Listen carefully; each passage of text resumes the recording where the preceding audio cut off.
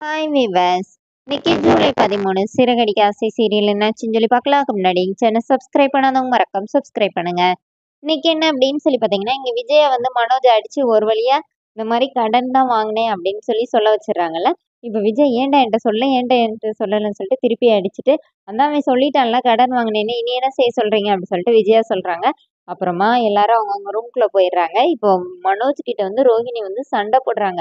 நீ ஏன் மனோஜ் என்கிட்ட இப்படி சொல்லல? இப்படி ஏமாந்துட்டு வந்து நிக்கிற. நீ வந்து ப்ராஃபிட் தராட்டி கூட பரவாயில்ல. ஏன் இப்படி பண்ற? இப்ப இதுல நீ தானடா ஏமாந்துருக்க. இதை ஏன் சொல்றதுக்கு உனக்கு பிரச்சனை? கடன் நீ வேற யார்ட்டயோ தானே கடன் வாங்கி கொடுத்துருக்க. அதை ஏன் நீ வீட்ல சொல்லல? அப்படின்னோடனே, அம்மாக்கு ஏற்கனவே தெரியும் அப்படின்னு சொல்லிட்டு ரோஹிணி கிட்ட மனோஜ் சொல்லிடுறாரு. என்ன சொல்ற? அப்படின்னோடனே, ஆமா அந்த மாதிரி அம்மாக்கு ஏற்கனவே தெரியணுன்னே, இப்ப ரோஹிணி என்ன கேக்குறாங்கன்னா, நீ பணத்தை தொலைச்சிட்ட. அத உன் ஃப்ரெண்டு கிட்ட இருந்து வாங்கி கொடுத்துருக்க. அதை ஏன் நீ ஆன்ட்டி கிட்ட போய் சொல்லணும்? எதுக்காக இந்த மாதிரி பண்ணணும்? அப்படின்னோடனே, இல்ல நான் வந்து அவன்கிட்ட கடனெல்லாம் வாங்கல. அம்மா கிட்ட வந்து சொன்னோடனே மீனாவோட நகை வீட்ல இருந்துச்சுல்ல, அதை தான் நான் வாங்கிட்டு போய் வித்துட்டேனோடனே, அப்ப அது கவரிங்க மாத்துனது யாரு அப்படின்னு ரோஹிணி கேக்குறாங்க. இந்த மாதிரி அம்மாவும் நானும் தானோடனே, ஏன்டா இப்படி பண்ணுனேன்? இந்த மாதிரி பண்ணி வச்சிருக்கிற. இப்ப வந்து மீனாவோட காசுல தான் நம்ம இருக்கோம்ல. ச்சே, என்ன அசிங்கமா இருக்குது. இது மட்டும் முத்துக்கு தெரிஞ்சா நம்மள நிம்மதியா இருக்க விடுவானா? ஏன்டா இப்படி பண்ணனோடனே, இல்ல அம்மா அந்த நகையை மாத்தி வைக்கிறேன்னு சொல்லியிருக்காங்கன்னோடனே, இவ்வளோ நடந்த பிறகு இதுக்கு மேல எப்படி மாத்த முடியும்? அப்படி சொல்லிட்டு ரோஹிணி பயங்கரமா டென்ஷன் ஆகிட்டு உட்காந்துக்கிறாங்க. என்ன மன்னிச்சிரு ரோஹிணி, நான் இனிமே உன்ட்ட சொல்லாம எதுவுமே செய்ய மாட்டேன். எனக்கு வேற என்ன பண்றேன்னே தெரியலனோடனே, அப்போ ரோஹிணி என்ன சொல்றாங்கன்னா, எனக்கு தெரியுங்கிற விஷயத்த நீ ஆன்ட்டி கிட்ட சொல்லாதனோடனே, ஏன் சொல்லக்கூடாது? அப்படின்னோடனே, உங்க அம்மா சொன்ன மட்டும் கேட்கறல்ல, நான் சொல்றதையும் கேளு அப்படின்னு சொல்லிட்டு கோவமா கத்துறாங்க. அப்புறமா மனோஜ் சரி சரி அப்படின்னு சொல்லிடுறாரு. இங்க என்ன ஆகுதுன்னா, ஸ்ருதியும் ரவியும் பேசிக்கிறாங்க. அப்ப ஸ்ருதி என்ன கேக்குறாங்கன்னா, எனக்கு மனோஜ் சொன்னது உனக்கு நம்புற மாதிரி இருக்குதா? எனக்கு என்னவோ மீனாவோட நகையை எடுத்துதான் அவர் செஞ்சிருக்கிறாருன்னு டவுட்டா இருக்குது. அதுவும் உங்க அம்மா வாண்டடா போய் அவங்களாவே ரியாக்ட் பண்ணதை பார்த்தாலே உடனே டவுட்டா இருக்குதுன்னு. இப்ப ரவி என்ன சொல்றாருன்னா, எனக்கும் அப்படிதான் தோணுது. ஆனா இந்த வீட்டுல நம்மளால எந்த பிரச்சனையும் வேண்டாம். நம்ம வேடிக்கை மட்டும் பார்ப்போம் அப்படிங்கிற மாதிரி ரவி சொல்றாரு.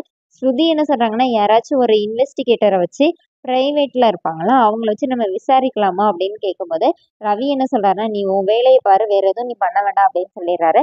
இங்க முத்து போய் மீனா கிட்ட கேட்கும்போது, மீனா என்ன சொல்றாங்கன்னா, அவர் நம்ம நகையை எடுக்கல போலங்க, நம்ம தான் தப்பா நினைச்சிருக்கோம் அப்படின்னோடனே, இப்போ முத்து வந்து மீனாவை திட்டுறாரு. உனக்கு கொஞ்சமாச்சும் அறிவு இருக்கா? அவன் சொன்னது எதனாச்சும் நம்புற மாதிரி இருந்துச்சா? அதுவும் அம்மா, நீ யார்கிட்ட கடன் வாங்கின அடிச்சு அடிச்சு அவனுக்கு வந்து அப்படி பாயிண்டா எடுத்து கொடுத்த மாதிரி உனக்கு தெரியல. நாளைக்கு மொத வேலையா பார்க்ல போய் அவனை போய் அந்த ஃப்ரெண்டை பார்த்து நான் விசாரிக்காம விட மாட்டேன் அப்படின்னு முத்து சொல்றாரு. முத்து போய் காலையில பார்க்ல போய் அவர் ஃப்ரெண்டை போய் பார்க்கறாரு. அவர்கிட்ட போய் இந்த மாதிரி எனக்கு ஒரு கார் செகண்ட் ஹேண்ட்ல வாங்கணும். ஒரு 2,00,000 கடன் தர முடியுமானோடனே, என்னது 2,00,000? என்னோட லிமிட்டே 1,00,000 தான். அதுக்கு மேலலாம் நான் யாருக்கும் கொடுக்கவே மாட்டேனோடனே, இல்லை எங்க அண்ணனுக்கு இப்போ ஒரு 4,00,000 கொடுத்தீங்கல்ல இப்போ ரீசெண்டா அப்படின்னோடனே, என்னது 4,00,000? அவன்கிட்ட ஒரு 20,000 கொடுத்துட்டு வாங்குறதுக்கே கண்ணை தள்ளிட்டு இருக்கேன். அது வாங்குறதுக்கு 4-5 மாசமா ஓடிட்டு இருந்தேன் அப்படின்னு சொல்லிட்டு கதையெல்லாம் சொல்றாரு. அப்ப நீங்க கொடுக்கலையா அப்படின்னு சொல்லிட்டு முத்துக்கு தெரிஞ்சிருது.